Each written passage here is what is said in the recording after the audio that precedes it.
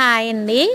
మేము నిన్నైతే అన్నవరం వెళ్ళాము. ఈవినింగ్ 3:30, 4 అయిందండి స్టార్ట్ అయ్యేసరికి.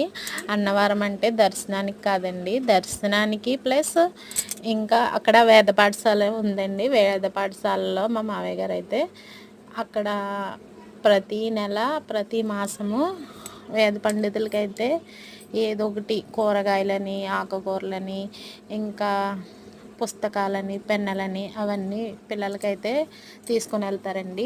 చూడండి, ఇదైతే అక్కడున్న పిల్లలు ఉండటానికి ఇల్లులండి. చాలా అంటే చాలా బాగుంది. అక్కడ ప్రదేశం కూడా చాలా నీట్గా, కల్మషం లేకుండా మంచి ఎయిర్తో అయితే చాలా బాగుంది. నాకైతే బాగా నచ్చింది ఇల్లులు అవిని.